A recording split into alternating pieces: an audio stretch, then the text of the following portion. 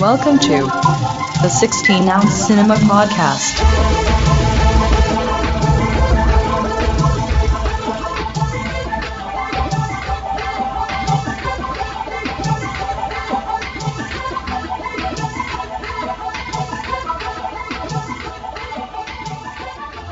Hello and welcome to 16-ounce Cinema. I'm TJ and Candyman.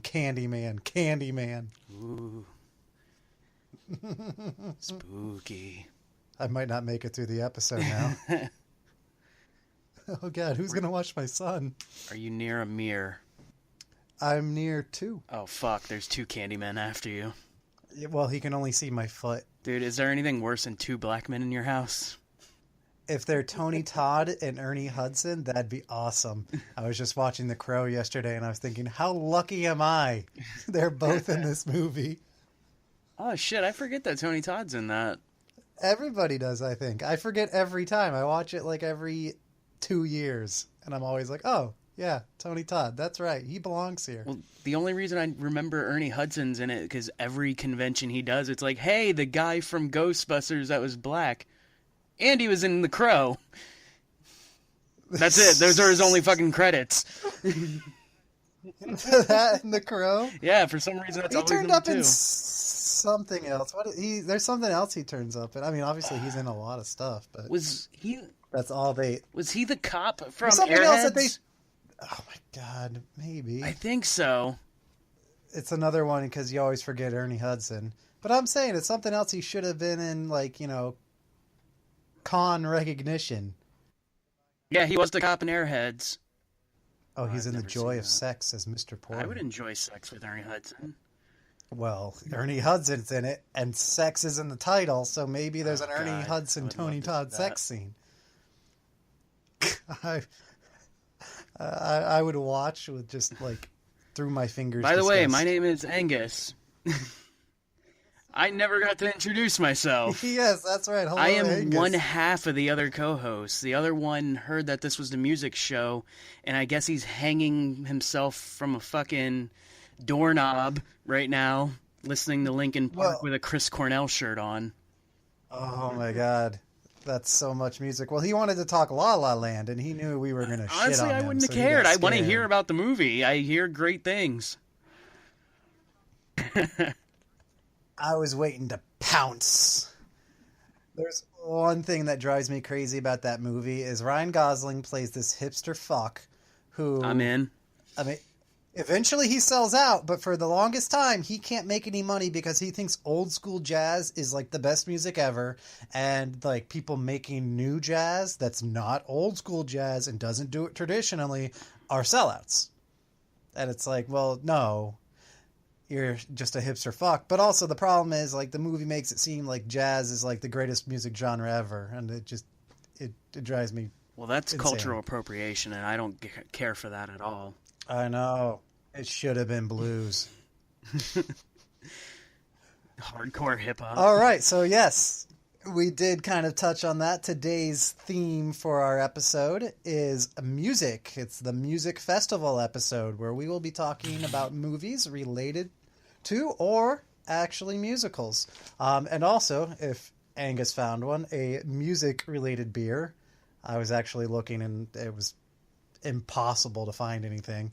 So I picked... I felt it was too obvious a choice, but I've only had Iron Maiden beer. Yeah, well, I've only had the Yeah. Trooper. That's all there is. That is not all there is. There's also Hallowed. It's inspired by Belgium, made in England, and I wish I could do like a Bruce Dickinson screech to say his quote on the back. Yeah. I have always loved Belgium beer, but I wanted to make sure. The hops. Run to the Belgian! But here we put a British twist on our brew. I think we have created something unique. I mean, you did with Iron Maiden. Now you just got to do it with beer. Let's get some whiskey next, Bruce Dickinson. So yeah, I guess it's a British-inspired Belgian beer. So I guess it's gonna be malty but bitter. I don't know. I'm gonna try it out now. What do you got, Angus?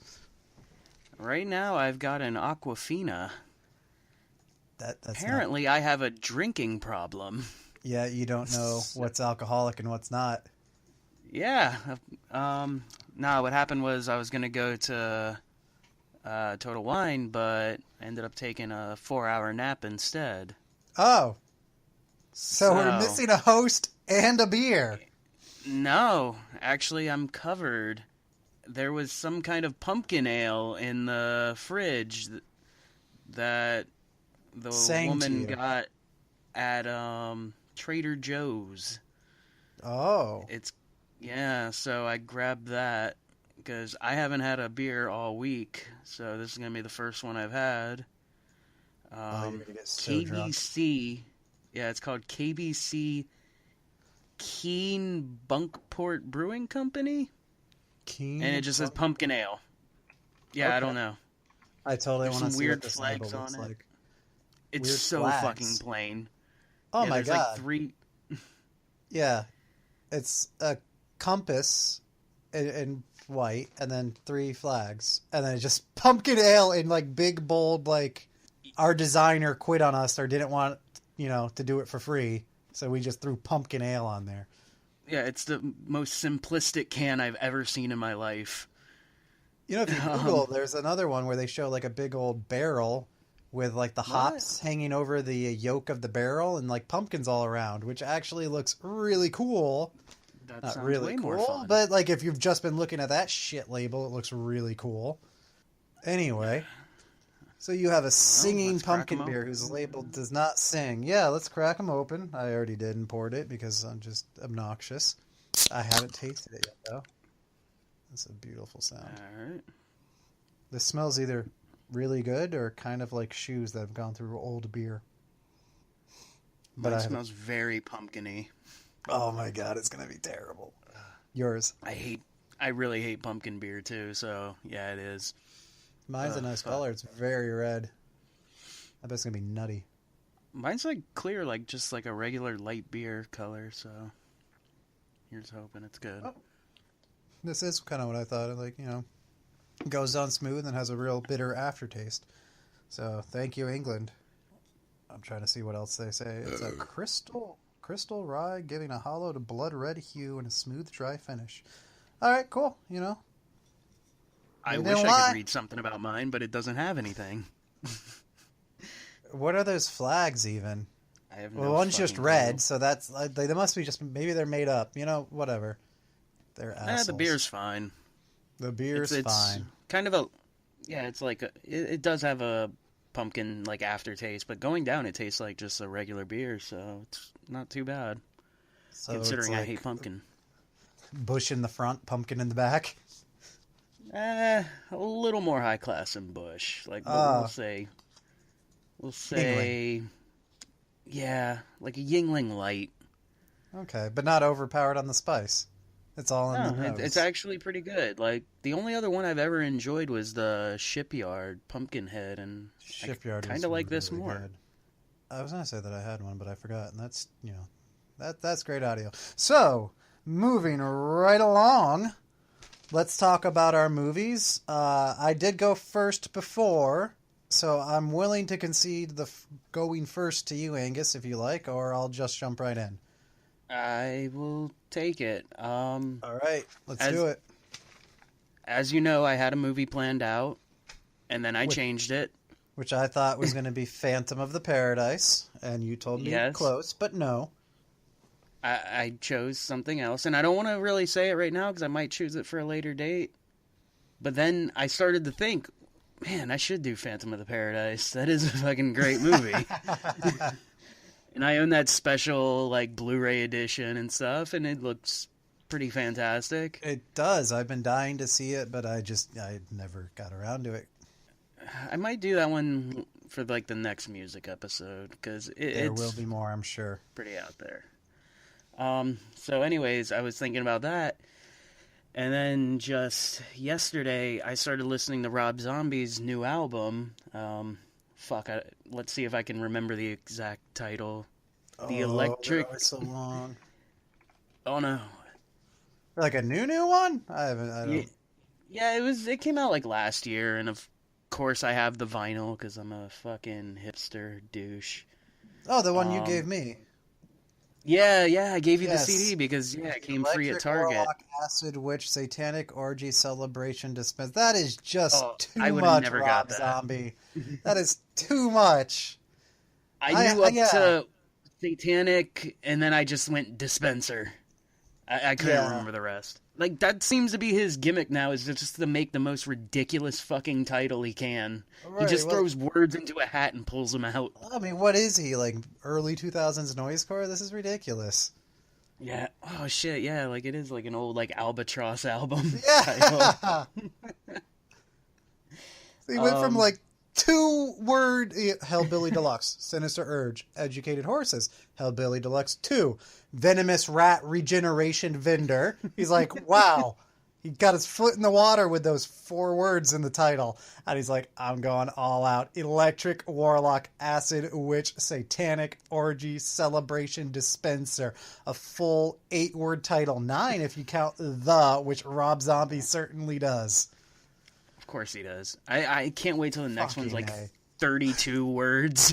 Dude, you're gonna have to like read a fucking screenplay. You have to open the fucking vinyl to see the rest of the title. That's what he's gonna do. He's got his next movie. The whole screenplay will be the title of his album. So, anyways, I was listening to the album, and the album's surprisingly good. It's weird, but it's good. I like it a lot. Like, I think it's probably his best thing since, like, the Sinister Urge. I mean, I would say as a whole, yes, but there's no song in there I'm like, yeah, put that on right now, other than the Everybody's fucking on a UFO is fantastic. Yeah. I can never know. But only for, like, completely out there wackiness. It's so much fun, but it's not catchy. But that's the same reason we like Mars Needs Women. That's a fucking terrible song, but it's just so dumb and catchy. That's why we like that one. That is catchy. I just went on a road trip with my wife, and I would listen to it like 6 times up there, 6 times back. And then in between, we're just hanging out, climbing a mountain, and I'm just like, Mars needs women. Angry red women. I even told my son a bedtime story about, like, Angry red women? Oh, yeah, I made up a story about, like, this Muppet and this other guy, and they go to Mars, and Mars are like, we have a population problem. What can you do for us? And they're like, well, you need women. And so they go to Mercury, because that's where the red women are, and it's so hot in Mercury that they're just angry all the time. Dude, I don't need to tell you my son's bedtime stories. You get the idea. You're going to tell me about a movie eventually. Like, you shouldn't be telling about the reproductive fucking things of space people. Well, I wasn't going to tell him, like, about angry red vaginas. I was just, he knows a man and a woman come together and make a baby. How? Why should he? So you were talking about Rob Zombie was leading you into whatever movie you picked. The movie I chose was 31, directed by Rob Zombie. Uh-huh. Which also came out last year. It was his crowdfunded movie, so people were tricked into buying a shit product. Nah, the movie's not terrible. Like, it's very cliche and predictable, but, like, the gore and stuff in it's pretty cool. But it just... There was something about like it that was just... kills, or... It was just like another fucking Rob Zombie white trash horror. I kind of got that vibe from the trailer. Which is all he does is white trash horror. It was fun the first couple times, but, like, when you make a career out of it, it gets fucking tiresome. Absolutely. So, anyways, I went to the special, like, one-day screening for it, and there was supposed to be, like, a Q&A afterwards. They never showed it where we went, so everybody got a refund to go see another free movie, which was pretty awesome. I think I went and saw... Wait, they did not show... They had a special release for 31 with a Q&A? Yeah. And then they didn't show 31? No, they showed 31. They didn't show the Q&A after. Oh, okay. So we got to see a free movie. But... Oh, okay. So that kind of made up for it. I forgot what we saw afterwards. It might have been, like, Don't Breathe or some shit. So take me through 31, man. What happens in it? 31 is basically... It's kind of like the... homage to the old, like, 70s, 80s, like, where there's like a group of people So traveling. not only is it rednecks, but it's also 70s. Yeah, like his thing. He loves it. It's the same thing. Like his these friends are all driving in a car throughout like some fucking shitty redneck area Okay, so like House of a Thousand Corpses. Yeah. It starts there. Yeah. Okay. And but they're carnival workers? I'm looking at the wiki right now. were they? Yeah, I guess so. I don't know. It's okay, so they're carnies. Yeah. Okay, so instead of just teenagers, they're carnies. But it was just like a mix of people. Like, of course, his fucking wife had to be in it, who can't act for shit. The star main. Ugh. Anyways, and then it's just like a mix of people that would like never hang out together, like different ages, groups, like. Well, if they're all carnies, I guess that makes sense. I don't know. That didn't bug me. The carny life. It must be a hashtag. Hashtag carny life, right? Looking back, they really didn't seem like carnies to me. I don't know. So you're saying Rob Zombie made a 70s redneck horror movie, but then failed to play up the carny angle? I don't remember them being carnies, but it's been a year since I've seen it, so maybe they were. Anyway, so they're driving, and then they get seduced by the voice of Tommy Pickles, because I guess the only hot woman he could find is 63. What's funny is the voice of Tommy Pickles was in my movie. Oh, really? Hey! Oh, shit. Yes. Ooh, now I'm wondering what she was looking good back in 1984. Oh, nice. Yeah, no, I got the 2017 version. Oh boy, she looks like kind of like Tara Reid's gonna look like that one day. She's still trying to look sexy. She has like tape on her nipples, and they're just fucking sagging awfully. Oh no. So, anyways, she helps in them getting kidnapped, and they're all brought to this building. The 5 of them, or maybe there was less. I don't know. And basically, they have to go through different levels of the night, because it's all based. I figured I would pick this movie also because the Rob Zombie thing, and plus we're so close to Halloween, might as well do both. Yes. And this movie is based, like, it's on Halloween night, and they're put in this, like, warehouse type thing, and every couple hours they have to face, like, a new guy who, like, chases them, and they all have the word head in their name.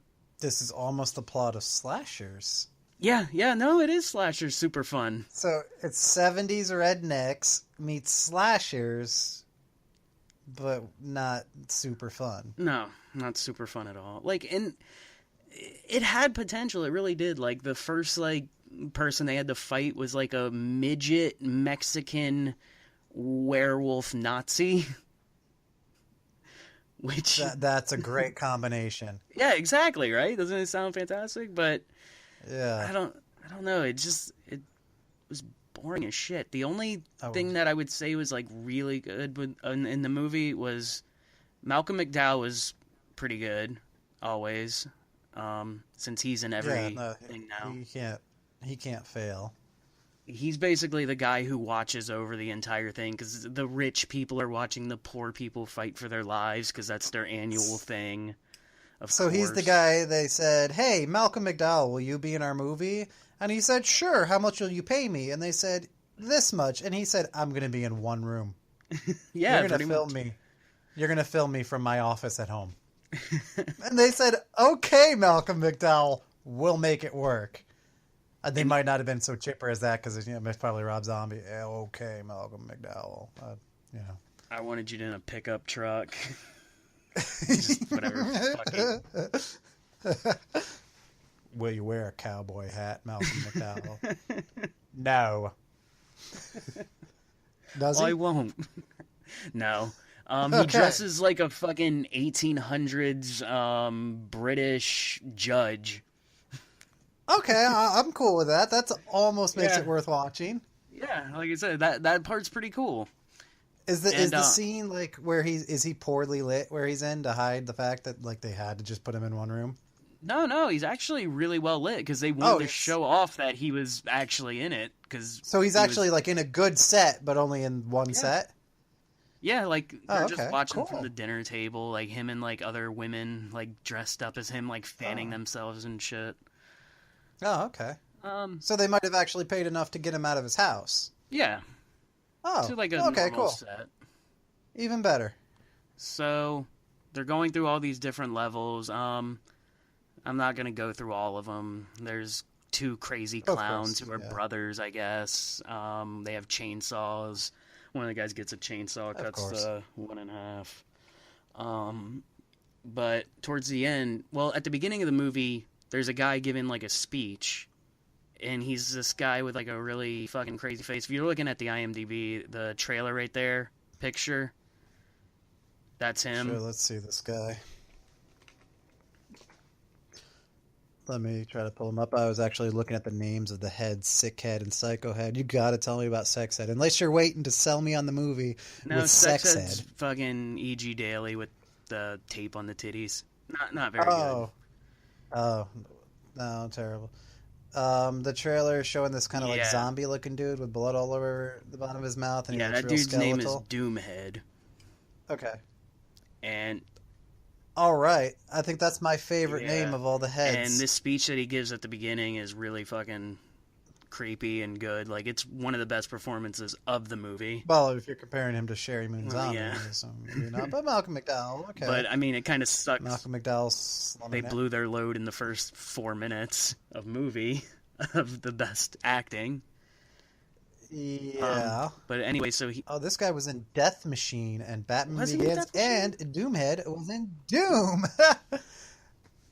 He's been in a lot. Wow. Okay. Yeah, Anyway, like I saw the I don't Batman know who Richard Begins Drake and is. Thor and stuff, and like he played Richard characters Drake. I've never heard of in those. The wiki picture, he looks like Gary Oldman in The Fifth Element, seen from the side where you can't see his little bubble head. Anyway, so he has Yeah, the best the beginning part, but part of also the when they movie. call him because he's like the last guy because a couple of them made it to the end of the thing, and he rarely gets called because everybody dies usually before Right. that. This doesn't sound very Yeah, entertaining so a couple for people make it, the but powers then that he be comes there, in. but okay. He's actually really good. They give him some Like, meat. yeah, like he has the best part of the movie. Ooh. Like he's by far the best actor out of all the crazy people. Like he played it so fucking well. Like just to prepare himself, like he was putting on like the paint, and then he just started punching himself in the face and bleeding all over. Just Ooh. like that's his makeup was just to be bloody. So he like Andrew WK'd it to fucking attack these people. If they would have played Party Hard on that like scene, like it would have just been perfect. There's a fan edit. So, yeah, he goes and I don't want to give too much away because it is a good movie. Then don't. But It is a good. I thought it was boring. no, it sucks throughout it. But like, there's some really good scenes in it that make it worth watching. Okay. And that guy obviously you have a especially. few points you're holding back to sell me on the movie officially. Is there anything else you're going to add before I go on to my pick? No, go ahead. So That's about all I we've got. kind of established there. Rob Zombie made a typical horror and typical Rob Zombie movie put into one. The movie I was going to talk about is 1984's Streets of Fire. I don't know if you're familiar with this I've heard the at name. all. So it's directed by Walter Hill. So he did The Warriors, and I then love The this is his Warriors. first movie after 48 Hours. So it was like basically he did 48 Hours, and the studios that was it exploded the buddy cop genre. So he was a big deal at that time, and basically he was given the free reign. They said, you know what, Walter Hill, you can do no wrong. You make whatever movie you want. And of course, you know how well this goes for directors, especially early directors. It was panned, but you know what? I really like this movie. I can see why it didn't get the reception they were hoping for from Walter Hill, and then he went on to do Brewster's Millions is his very next I movie. love that movie. I haven't seen that. Eventually he came back around, and he did Red Heat and another 48 Hours, and he was still cranking out. He did that Sylvester Stallone movie not too long ago. I think that's the last of his I saw, Bullet to the Head. Was that any good? It was okay, like most of Walter Hill's Or work. Stallone's new work. Apparently he... Oh, I had my eye on this Michelle Rodriguez direct-to-DVD thing, The Assignment. Apparently he did that. So anyway, this was his kind of like his pet project, and what he wanted to do was he wanted to make a comic book movie, but not based on a comic. He wanted to just, a movie steeped in style. And he also loved the rock music of, the style of the 50s. So he kind of just, basically, like, you're saying Rob Zombie blew his load in the beginning of his movie with that guy. Walter Hill literally blew his creative load of everything he ever wanted to put into a movie. It was like, it's part Western. It's got callbacks to the Warriors. It's got rock and roll in there. It's got comic book style. It just... everything he wanted to do. I'm looking at the poster right now, and it looks Streets fantastic. Are you looking at that original the one with poster the red that's like background? drawn Yeah. with that streaking purple sky in the back and the. I've never seen the movie, but I want that in my hero house. I want that poster as well. I think I might order that soon. So, he makes Streets of Fire, a rock and roll fable. Kind of like a rock and roll Star Wars. The first thing you see on the screen is another time, another place. And that's the number one thing to take away from this movie is like this. He creates this style that's like, it's 50s meets 80s meets just gritty, grungy city. So like everybody's wearing 50s clothes. They've got 50s hairstyles. They're driving 50s cars. But then like it's very 80s. Like the opening shot is you just see a street in fire covered in like, puddles. It's raining. If only, but there's fire for sure. And then you just see the neon's reflected, in this puddle as people are walking up. I don't mean to interrupt, but our co-host just messaged us. I'm telling him to jump in here. All right. So after that opening shot of the rain reflected on asphalt, by the way, everyone, welcome to Michael, who's managed to join us a little bit before the midway point of our episode. You can say hello, Michael. Hello, Michael. I'm sorry for saying you were dead. Hello, Michael. I see Angus has two S's in his name now. I wanted to be like you. Right. And we it. talked some good shit about you in the beginning of the episode. So this movie, and of course I'm going to like it because the very first thing that happens, you have these people walking up to the concert venue, and then it immediately explodes open with a Jim Steinman song. It's actually Nowhere Fast, which was on Meatloaf's Bad Attitude album. I'm already in. And I love that song. It's a little bit of a remix too. It's not the exact song as Meatloaf sang it. There's different like bridges, different lyrics to it. And also what they did was really nice is kind of got the sound mix has this arena-like feel because it's actually like one of the main characters. Her name is Ellen Aim. She's like this big singer.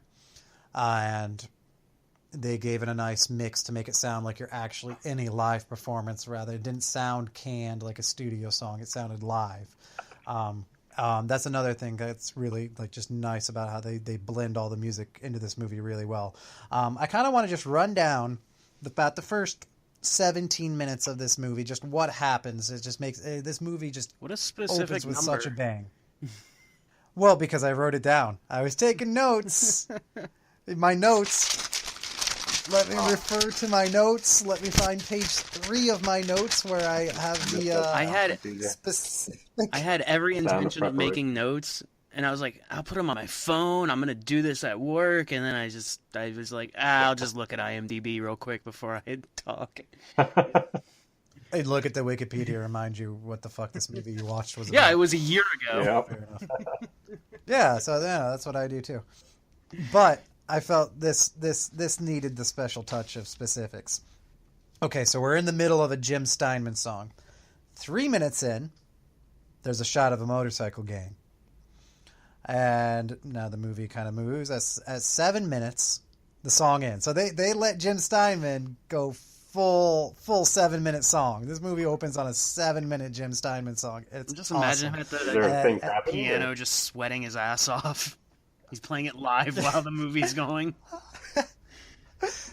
Yes, so things are kind of happening in the crowd. You kind of like so after the motorcycle gang shot, in the intervening 4 minutes, it's actually really cool how they kind of like light them as silhouettes. This biker gang kind of sneaking their way into the concert, lurking in and amidst the crowd as everyone's enjoying Ellen Aim singing this big song. So as soon as the song ends at the 7-minute mark, the motorcycle gang who have lurked in immediately erupt in all kinds of just chaos. And their goal is to kidnap Ellen Aim, which they do.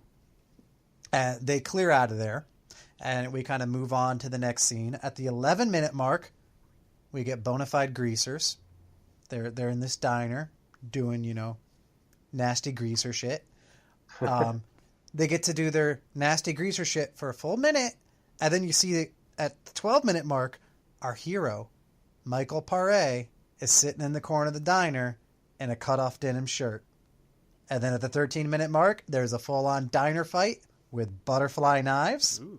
And then the last thing of note in this explosive opening, we get to a bar after the diner fight. Michael Paré, who, I'll get it out of the way right now, worst leading man ever.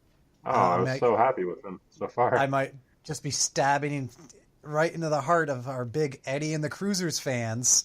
But no, this guy's fucking terrible. He's so wooden. He's more wooden than Keanu Reeves. It's just, he's bad, and everything he says just comes out awful. But it works in the movie because everyone's supposed to just basically every character in this movie is just tough and selfish and hates everybody. So it works, but he's awful. Anyway, he goes to the bar, and now we're at the 17-minute mark, and we get to see Bill Paxton with a full-on 1950s pompadour as the bartender. Nice. Yeah, greased black and just floop up there. So what happens then? At that moment, we meet this chick. She's like an ex-soldier. I guess she was supposed to be kind of like a fat, chubby guy friend for Michael Paré. And then at the last minute, they said, hey, this chick is really good for this part. So they made it a woman. She gets in a fight with Bill Paxton to show how tough she is and how much she hates everybody. Basically, like, imagine her. She's a blonde Rhea Perlman, essentially. Yeah, she's this nasty New Yorker. So Michael Paré is like, hey, blonde Rhea Perlman, you're tough and hate everybody just like me. Let's hang out in this gritty, grungy 80s, 50s dystopia. So what happens in the movie is that Michael Paré's sister is the one who called him back into town because Ellen Aim got kidnapped. It turns out Ellen Aim is his ex-girlfriend, and he's like, I don't really want to save my ex-girlfriend. But then her manager, Rick Moranis, comes to him and says, I'll give you $10,000 if you help me. And so he says, yeah, I'll do it for the money. So Michael Paré, blonde Rhea Perlman, and Rick Moranis, who's like not like a bumbling, simpering coward in this movie. He's a sleazy band manager. He's not exactly courageous, but like he's not how you normally see Rick Moranis. I don't think I've ever seen him play anything different. So exactly, like he's still a little weak, but he, like I said, he's not cowardly. He's not simpering. He's a man who's trying to take as much control as he can, and he's got a fair amount because he is a band manager and he's sleazy. You'd have to be sleazy to shrink your own kids. Yeah, right? I mean, I don't know. Sometimes kids, they're a handful, they're big, they can be really destructive. Just shrink them down for a little. Well, then he makes them bigger sometimes. That's just stupid. See what happened in that movie, what that baby did? That's a normal sized baby could almost be that destructive. And it's a baby. Yeah, you keep them small, you put them in a little Tupperware, then you can go out and have a nice dinner and not worry about high chairs and all that shit. You can just sit at the ants. bar. I'll be honest, I forgot the name of this movie, and I'm looking through Rick Moranis' IMDb, and I'm just clicking everywhere possible. Streets of Fire from 1984. Thank you. Streets of Fire. However, the streets are predominantly wet. This is very 80s, so there's lots of fog, lots of silhouette, and everything is constantly wet. It was gasoline on the floor. But maybe they'll just light it up. So what happens in this movie is that these three have to go and rescue Ellen Aim, which they do from the villainous bike gang leader, Willem Dafoe. Oh my gosh. You weren't ready for that.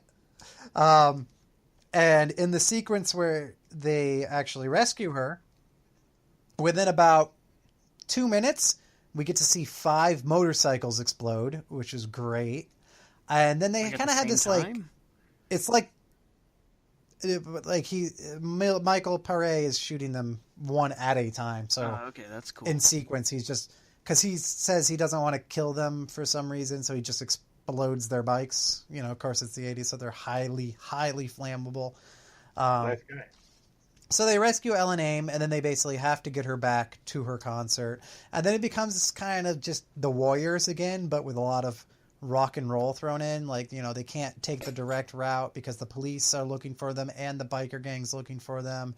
They hijack a bus, which just happens to be like these 4 black dudes who have like a not quite a barbershop quartet, but you know they're an a cappella group, and so they sing a song as they move I'm along. just gonna pretend it's Wait, the both. black guys? Yeah, they meet Boys to Men, and so you know they get back, and then there's I this can't whole tell like, it's real anymore, but okay, go ahead. there's this macho posturing Willem Dafoe basically says, "Oh, if Michael Paré doesn't leave, or if you don't let me kill him, there's all hell's gonna break loose." And Dafoe has this awesome outfit. It's he has like these leather overalls, and he's got this accent that's either Southern or Brooklyn or you know somewhere in between, not quite Jersey. I don't know. He's all over the place. He's really weird. How many So yeah, it gets explosive really pumpkins, slow, but bro? none. He does have a unique weapon, but I'll save that for later. So it does slow halfway through as they do this whole Warriors thing of traveling this city. I guess Walter Hill really wanted to show the style of the city off, but then like didn't throw in enough action.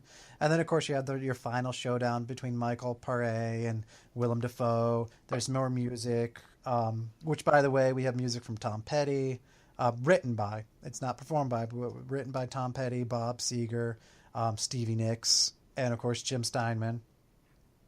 And then Paré basically says, "Nah, I can't actually be with this chick," and then he leaves, and that's basically the movie. It's very stylish movie. The songs are all awesome for that 80s just rock and just raw energy feel. I'd like to ask for a very quick clarification here, if you don't mind. Yes. When were you going to tell us that Bubba from Forrest Gump is in this movie? What? How could you Oh, not? he isn't he? I That's overlooked like that. you. I thought that was the big climax. I thought that's what was going to happen. That wasn't even one of my selling points. Oh my god. His name is Well, BJ in no, it too. It's amazing. No, I look Your like a whole movie failure. is rude. Oh, it's okay. I'm here for you. This is why it's a 3-man. This is why I'm here. This is why I Dude, came play it on. off. That was going to be in the later thing when you try to convince us. Oh yeah, I was gonna sell you guys on that, but now it's over. Thanks for ruining it, Now I was Mike. gonna I talk ruined about- You piece of shit. Ah, I was gonna geez. talk a whole bunch about Robert Townsend because he's somebody, but I Yeah. don't know. No, I can't do any of it. The whole acapella group, I just don't even want to talk about anymore. What I love is that they went through all this and she just still wants to perform. Oh yeah. I'd be The whole so point was tired. like, I wouldn't want to perform that night. well, there's like a they have time for sex with Michael Paré. Like they come out of the rain, of course, because he chases her down and decides he wants her in that moment. And so they're soaked in rain, and then you see them like in their afterglow, still soaked in rain. And like, those are really wet bed. That's annoying. And then he kind of decides like, oh, it's not going to work. But at least you're not with Rick Moranis. I guess that was his whole goal. Like I don't want her, but don't let Rick Moranis have her. How many streets That's were kinda actually sad on for fire, though? You know what? None. Just the motorcycles on the street. So it's kind of a lie. So it should have been called Motorcycles on Fire.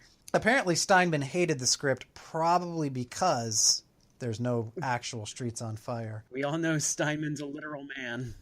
Another little tidbit I found is Michael Paré, great actor Michael Paré, which I thought this was hilarious, said he's talking shit about somebody else on this crew when he's obviously the weak link of the cast, who are all cartoon characters, that's fine, but he's so flat. Anyway, he hated Rick Moranis. He just thought he was too, he always trying to be funny and make jokes at his expense, and he just didn't like it. So this quote is that Rick Moranis couldn't get laid in a whorehouse with a fistful of 50s. Gee, wasn't he married? That's kind of rude. He didn't want Right? This is the guy who literally quit acting because his wife died. Like, and hasn't been Exactly. back for 20 years. Like, I bet that quote, he came back to him in that moment. It's like, wow, I look like a real piece of shit. Or probably not, because it's Michael Pare. And who the fuck is Michael Pare? He's fucking Eddie and the Cruisers? All right, that's your claim to fame? I guess it's no, more he's than I in got, Bull Michael movies. Pare. Oh, that's yeah? what makes him good. He's with that Dominic Purcell. Him and Dominic Purcell, huh? I was looking at it. He was in every single Yule Bowl movie in the last, 15 years. Oh my! Wow. That's not something you want on your filmography. So that's I bet he got like $100,000 a pop though. So I mean, yeah, he's getting money, and like I said, he's got more fame than I do. Michael Pare. That's all I Coming have for Streets you. of Fire. Yeah, I'm gonna find you. You look. I hope he sues us for libel or something. I hope he gets really upset about this podcast. He's like, I didn't Like, actually say that quote. specifically. I never talked bad about Rick Moranis. I hate when that's spread. I sue anyone who spreads that, even if they delete the audio. I was going to say, the amazing thing is, we're not even releasing this, and he still heard it. He's Like, still that's gonna how find good he out is. about it. Yeah. He fucking sets our Okay. motorcycles on fire. Oh no. Oh, my bicycle! No. How the hell am I going to get to work? Shouldn't have talked shit. Michael Pare. He's probably the kind of guy who, like, when he fucks you over, he says his own name, like Michael Pare. No, he just says hooray. Hooray. Pare. Burns your Yeah. Well, that's all I have for Streets of Fire until we're trying to make each other watch these movies. Yeah, that's already downloaded. I'm watching that. I know. So go ahead and tell us about your movie, Michael. So I love La La Land. I think you were lukewarm on it a bit. So actually, at the top of the episode, I was telling Angus I was disappointed you weren't here because I was waiting to pounce on this whole jazz thing. I'll let you speak first, and then I'm going to pounce on this fucking jazz thing. What jazz thing? What's I guess I'll talk about it. Jazz first, isn't the fucking greatest music ever. This movie makes it seem like jazz is the greatest fucking music No. ever. This movie is from the perspective of this guy. loser. Yeah. He's all about it. Just annoyed the shit out of me. But that's his thing. You can't. It's his character. I know, You love and his character is a hipster fuck who only likes traditional jazz and shut up. Yeah, right. Yeah. Well, here we're looking at it. Is this why the first part of before I got here is 30 minutes? It's just him Just going against. yelling about Ryan Gosling's Louis character in crazy. La La Land and how like traditional jazz deserves to be gone because it's fucking boring. Well, okay. So the plus side, I guess, for this movie is there's almost no jazz in this movie whatsoever. Yeah, it's the new jazz. Good on them. Yeah, it's a lot of new jazz going on. There's a lot of New, cool like songs. NU. New jazz. It's got rap in it. It actually is because that's actually kind of in the middle there. But all right, so basically, the movie is about this very attractive woman who wants to be an actress, but instead she just kind of works at a bagel place. Says she giving watches people Harvey coffee. Weinstein jerk off. There's actually no Harvey Weinstein character in the movie, which kind of sucks. Unbelievable. Her name's This can't be Yeah, I Hollywood without a Harvey Weinstein character. yeah, she doesn't get like any rapey vibes whatsoever. It's really Right? just- It's such a lovely story without the, no rape. This is, by the way, my favorite movie of 2016. So I love this movie. Yeah, I know, but I'm a bad speaker, so I'm going to be terrible with it. But so anyway, I'm so anxious to make it so nice now. It's a story about this guy who loves jazz. He really wants to open up his own jazz place. His name's Sebastian. That's really all we know about him. He's kind of a loser. His sister hates I'll him. agree to He that. thinks he should go on a date with somebody. He should just go likes into his apartment. jazz. He could be rich. Sorry. He rich. It's- He has a lot of cool jazz stuff, kind of like the way I have a lot of Blu-rays, or the way Angus has a lot of cool toys. That's the way he is about jazz. Yeah. I respect it. Yeah, it's very respectable. So anyway, they kind of, I don't think he keeps getting fired from playing jazz because his boss wants him to play like only the shitty Christmas music, but he just wants to play his jazz because he loves jazz so much, and so he can't really even go like 3 hours without playing jazz really sadly and like with a lot of mood and stuff like that. And so he gets fired, and the pretty girl Mia, she sees him get fired, but she really loves the passion that he plays his little shitty jazz with, and so she's about to tell him that, and like the movie kind of is like, oh well, these guys are gonna fall in love or they're gonna start getting together. But as she like walks up to him, he just walks right past her and does her like a shoulder block, like almost knocks her off her feet. And she's just like, she gets really sad and pouty when she does a really good pouty face. I forget her name. What's her real name? The actress who's in my favorite movie of last year. Her name's Emma Stone. That's who. All right. So my favorite kind of scene. Huh? You didn't even give me a chance to answer that. I was gonna say Oh, it. I'm sorry. I just there was a pause there. I looked. It's Emma Stone. I love Emma Stone. So my favorite scene is kind of next. It's just they kind of there's some middle yada yada of the movie, but then Sebastian, he gets fired from his jazz. Yeah, he gets fired from his jazz little gig, and so he starts performing with an '80s cover band and his little keyboard, and he just jams on it, and he's at a party. And Mia's at a party too, and she's still kind of like sore about how he shoulder blocked her, and so she How makes hard did he do it? band. I mean, it was more like she wanted to have sex with him, and he's just like, "I'm leaving." Oh, you said she Boom, was sore. shoulder I thought it block. was like dislocated or something. Oh no, she was mentally sore. So she was very, mentally sore is what I meant by that. So she requests that the band plays "I Run So Far Away," and It's Iran. and Ryan Gosling really. Huh? Isn't it Iran? He didn't run. He was very. He really hated it, and so he gave her looks while playing "Flock of Seagulls" for like 2 minutes, and then she just kind of like is wearing a sexy cocktail waitress dress and starts like dancing to it, and like kind of sticks her tongue out at him, and then leaves, and so somehow that works out that they leave the party together and like start singing. Oh, this is a musical comedy or something like that, or maybe just a musical romance movie. It's a musical drama. It's not. Yeah, drama. I mean, I laughed a lot, but yeah, there wasn't really. That was the gayest I thing I've ever heard. And then my favorite movie is a musical drama from a year I ago. laughed a lot. So anyway, they move in together because they're in love now because they sing together like on the way home. Even though he doesn't want to take her home, even though she kind of keeps hinting at it, but he's just like, nah, my car's somewhere else. I gotta go. And so they don't date again. But they eventually start dating. They eventually like move in together. And Sebastian's all about his dreams. Sebastian wants to open a chicken and jazz place to eat chicken and listen to jazz. What kind of Because That's that'll chicken? his make big money. goal.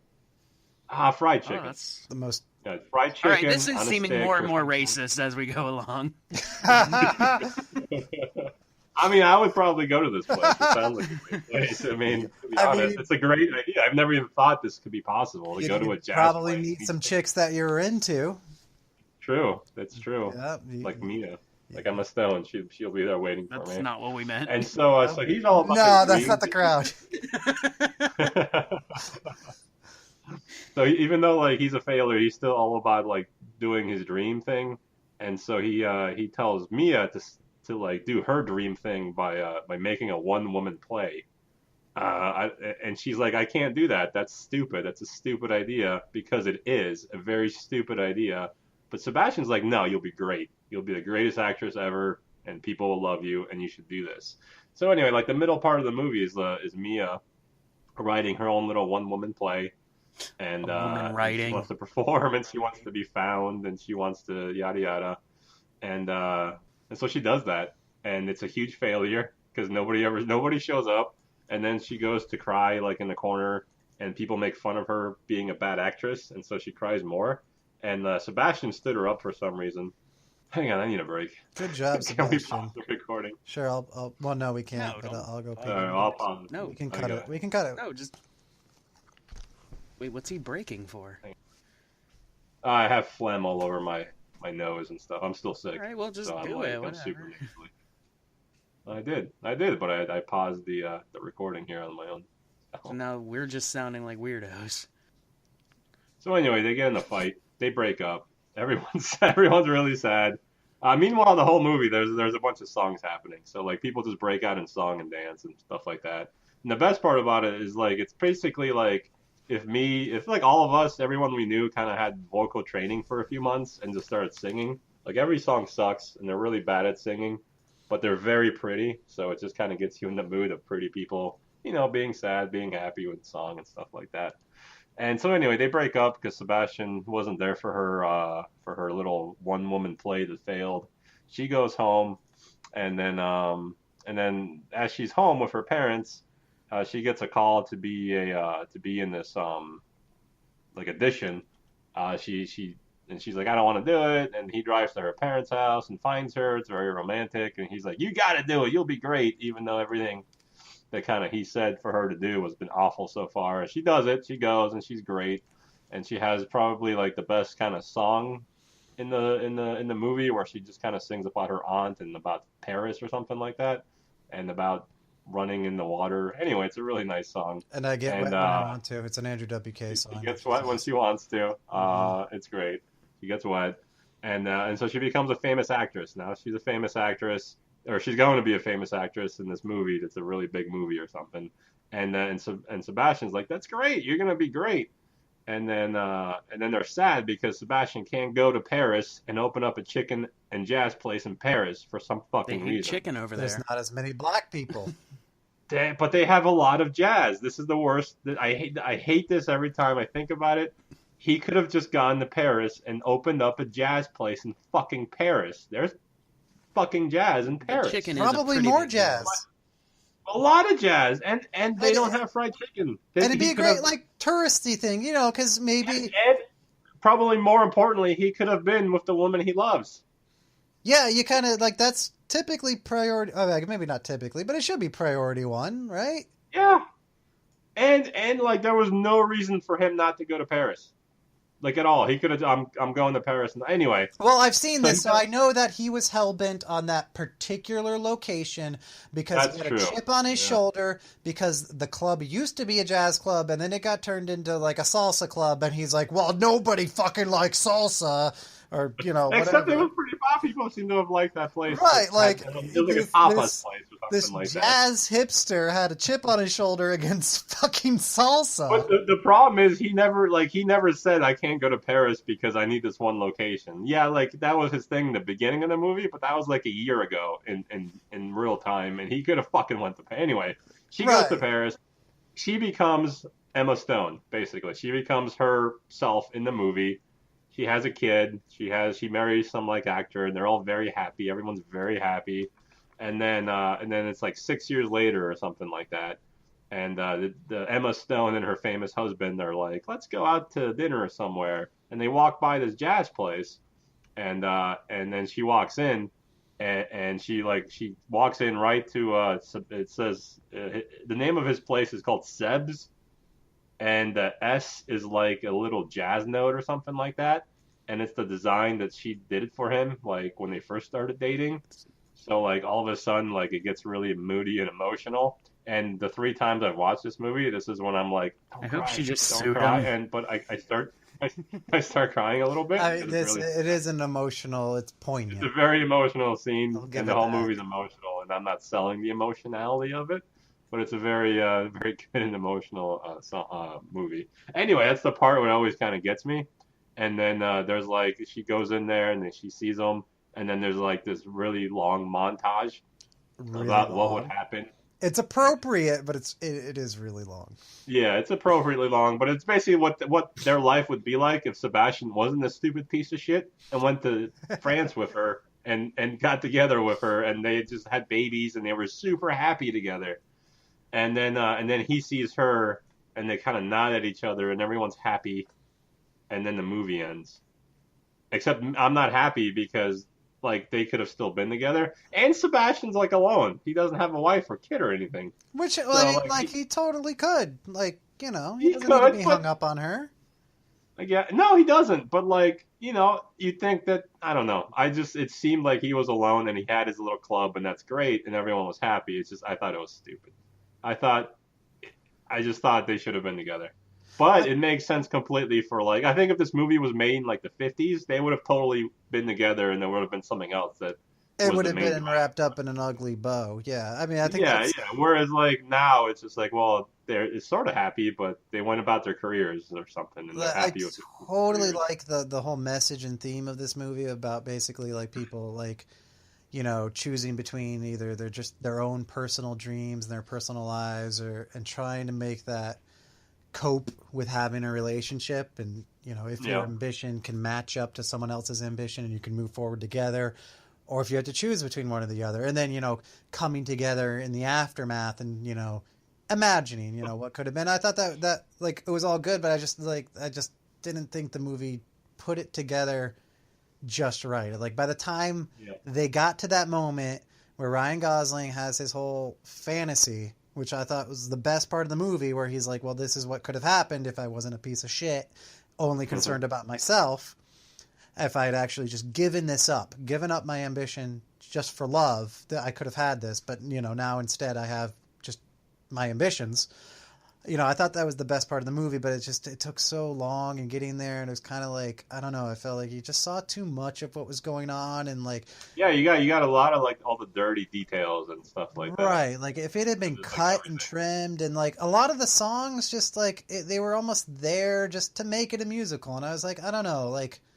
Like the musical scenes, except for like the one where she's singing about Paris. Yes. And then the first one where they sing together, where they're walking towards their car, those two make complete sense for the movie. Everything else is like, let's throw some music in there, which I loved. I just thought it was so random. So we're basically in agreement in picking out only the songs that are very stereotypical musical, which is like, I've heard a big complaint that people don't like musicals is like, oh, it doesn't make sense, people just breaking out into song. So we were both in agreement. That's why for me it didn't matter. Like, I was fine. but we've picked out the songs where they almost specifically just break out in song, and it's not just a song inserted. Like, as the best parts. Yeah, that's true. And the rest of the songs I don't know if you guys love The Dead Man on Campus. Oh my god, that was the first DVD I ever watched. I gotta rewatch that.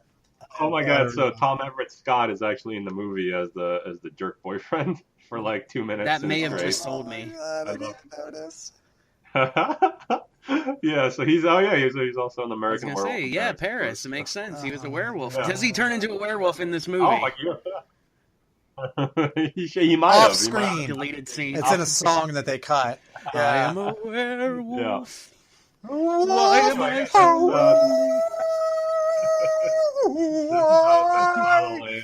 That's all I have. It's still my favorite movie of 2016. There are no werewolf musicals. Holy shit. Well, we should fill this niche. I mean, I'll Google it right now and see werewolf musical. Well, we have a werewolf movie in mind. Let's just make it. Apparently there is, but not a movie. There's not a movie. There is. Oh, there's an original cast recording. Another teenage werewolf musical. I see it. Time for a change. Welcome to Landonville. The corn out of her poop. Oh, it's a penis in vagina. This doesn't seem very serious. No. This is gonna be fun. Okay. Oh my god! The whole play is on Werewolves, a new musical. I'm gonna watch. I don't think we could get Tom Everett Scott in this. I think we know what our next episode is going to be about. It's going to be about werewolves, a new musical. No, don't worry. I'm not doing that. No, we're not. That's fine. All right. So now it is time for us to sell each other on our movies. We're saved the best for last. Oh, shit. To convince each other that these movies are something that we should fit into our busy lives and take a crack at. So, Angus, what have you saved on 31 that'll make me want to watch it and make Mike want to watch it? I have 31 reasons why you should watch this movie. I really hope you do. I don't, sadly. I really fucking hope you I should have just made it up. Fuck, I should have just committed. You should have just made it up while Mike was talking about La La Land. I didn't even think. Because I would have been sold. If you had 31 fucking reasons, I would have had to watch this movie. Shit. Rob Zombie. Malcolm McDowell. 1. White trash. 2. Damn, 2. 70s exploitation. Boom. Gore. 4. Love it. 5. Yes. All right, now it's starting to get tricky.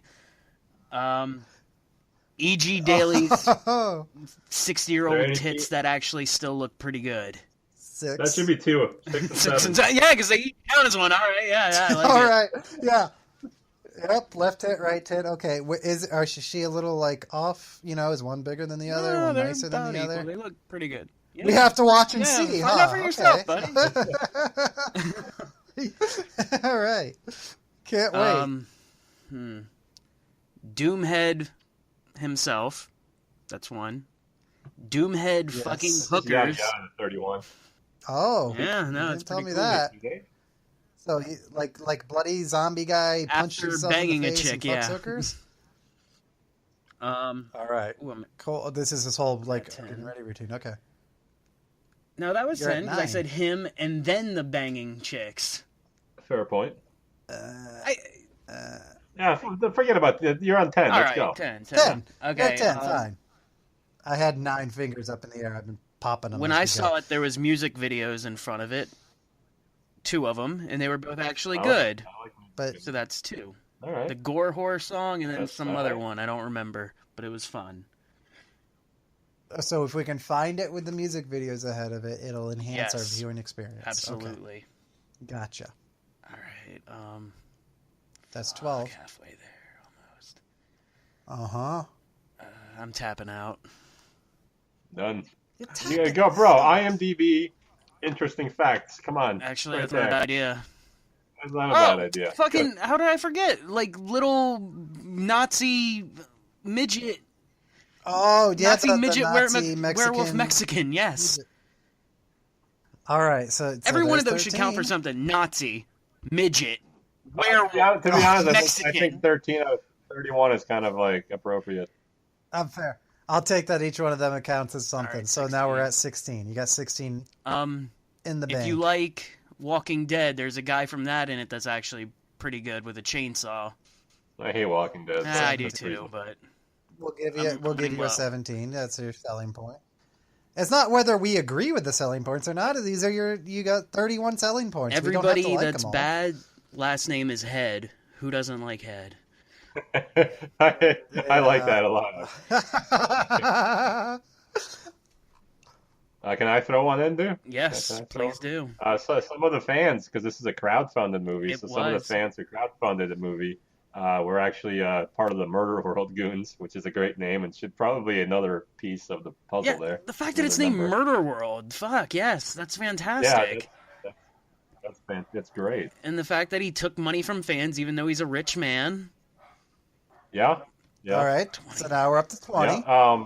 Rob Zombie being Rob Angus, Zombie. tell us who the quote was from the beginning I'm of the trying movie. to look for Who was the quoted? thing. The did you know shit. Oh, there we go. We've got Did you a know that barking Rob Zombie dog. called this his most brutal film to date? Which I would say. You can't No, but say I'm one, saying bro. like You it's gotta move kind of around. true. It was. That's so you're right. Fair enough. 21. 10 more. The quote by Frank Kafka. Franz Kafka? I don't know who that is. He found the Franz Kafka. Okay, quote well, at the that'll beginning. get me. I love quotes at the beginning of movies. I have love- started and not finished so many Kafka books. I love him. The quote is a first sign from the beginning of understanding is the wish to die. Like that's just ominous as fuck. That's pretty ominous. Yeah. David Yuri referred to it as the craziest movie he's ever worked on and the craziest stuff he's ever done on film. Oh, this is interesting. Rob Zombie with the we got montage of the 23. carnival workers. He did that on his phone. So there is a movie out there in theaters shot with a phone. All right. That's pretty crazy. Phone footage off of Rob Zombie's phone. No I wish less. he'd accidentally uploaded his wife naked. All right, that's interesting.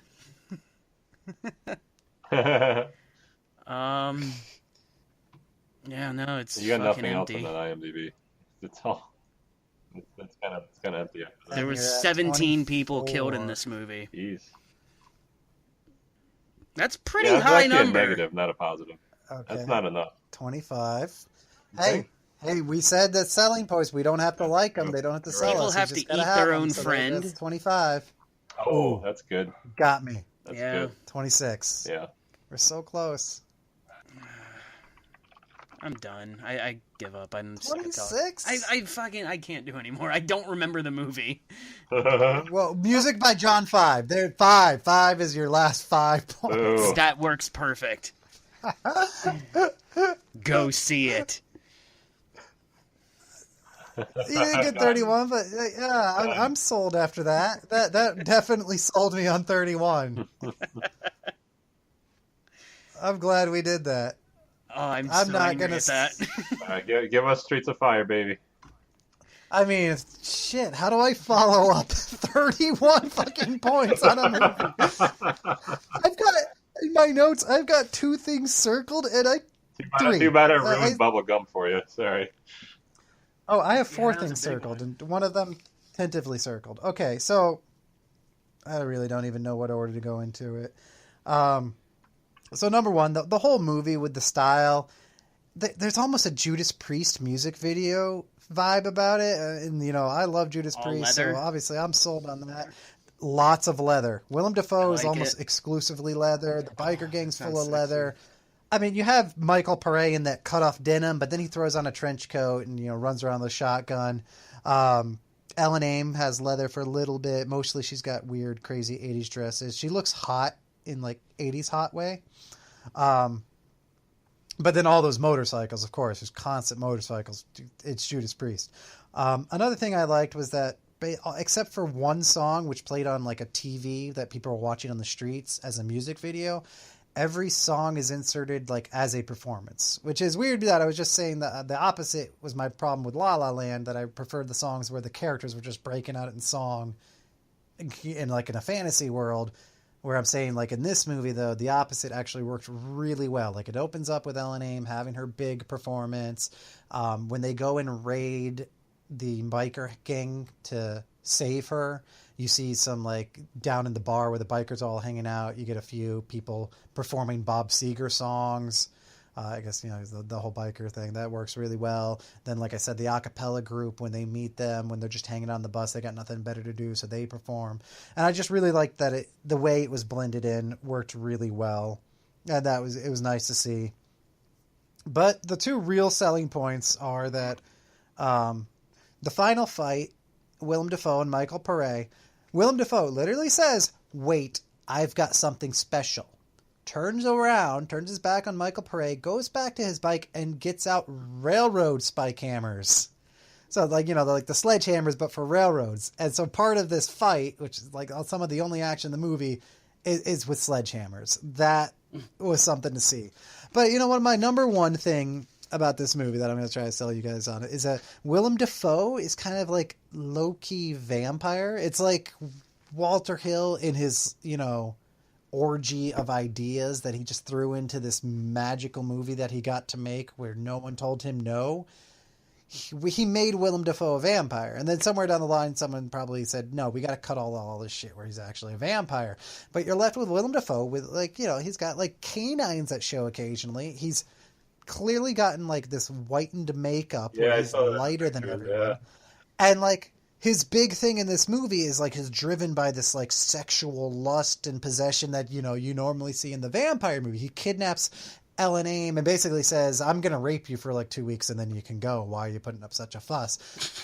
Which is a weird, it's a throwaway line. I'm just gonna have you for a couple weeks and you're fine. And, they don't make it this really nasty thing that he says. It's just kind of oh, well, it's not so bad because he's a vampire. It's vampire sex is great. So that's my selling Very point. sensual. All of that is. I know all of that is weak after a 31-point review of 31, but that's what I got. Mike, what do you got for La La Land? All right, so I really only have 1 point, which it really isn't. I don't know. I guess it's a selling point, but only if you're weird, which I don't know. So anyway, I watched this movie I think first time in theaters. So I went in at 11 o'clock at night, and I didn't get out till 1:30, and then I went home and I started looking up Emma Stone in real life because I was I'm in love with Emma Stone, so I'm gonna kill her or something.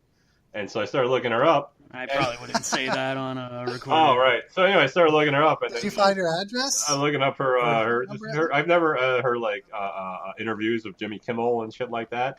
And I had to stop after 5 minutes. I was like, this is too much. I can't handle this. And then I haven't listened to any interview with her since. That's Dude, my she's story. really hot and super bad. Yeah, because she's Back 14. when she was underage, yes. 14. I would say that's That's it. That's prime. my selling point. I fell in love with a character from the movie. Done.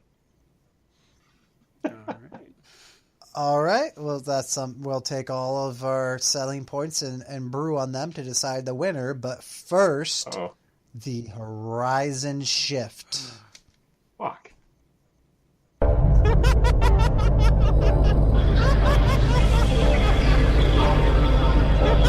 All right, for this segment, the horizon shift, what we do is, because we have just an unending love for the cult classic from 1997, Event Horizon, we watch this movie every year together, and from our love for Event Horizon comes the horizon shift, wherein every movie we ever watch has to be somehow tied to Event Horizon. I can hear some keyboards clacking because you fuckers were prepared for this one, and neither was I.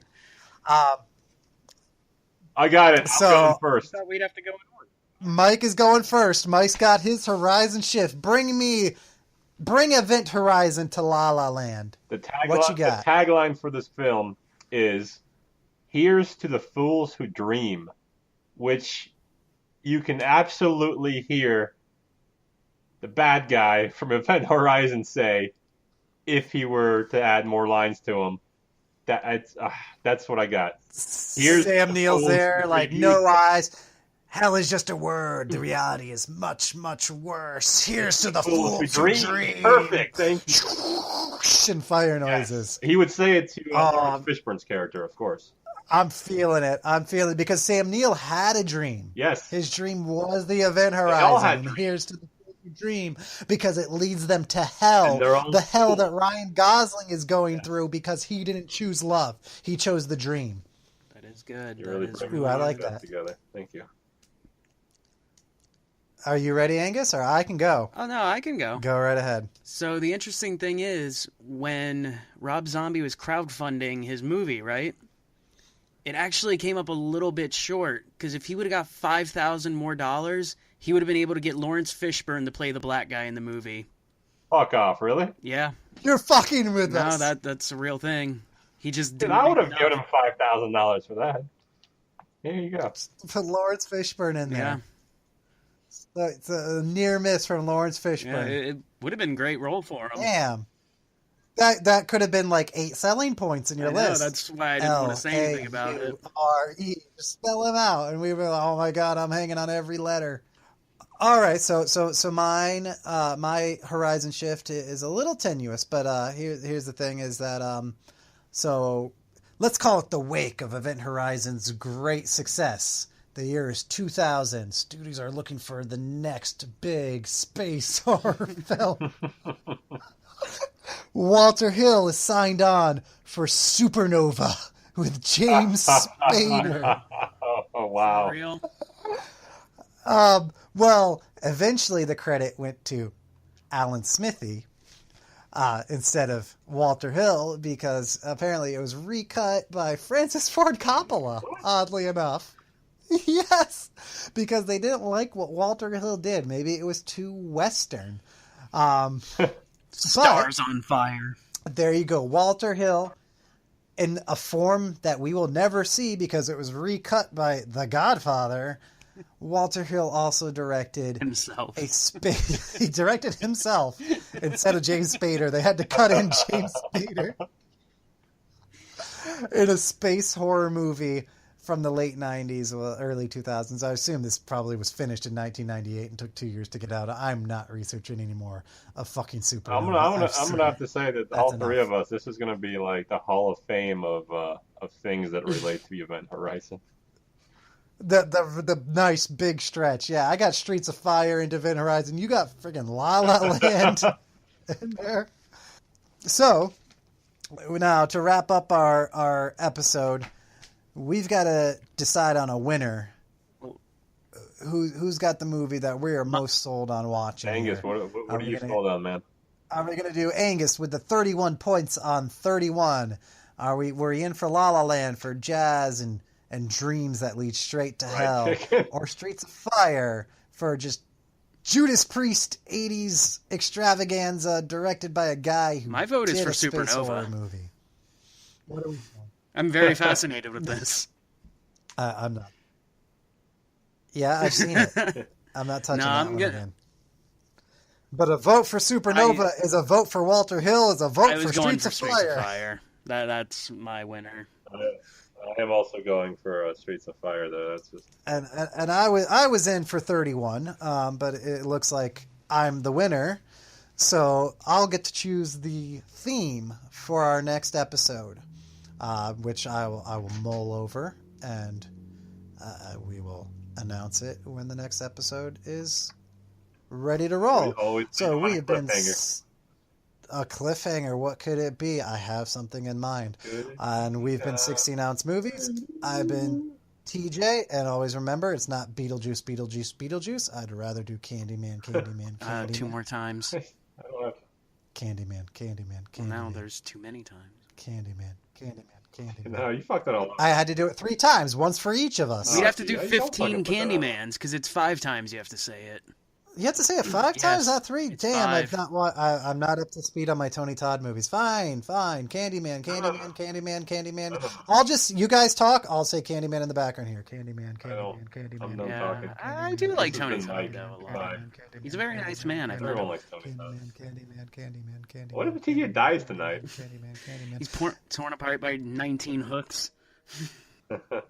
Goodbye.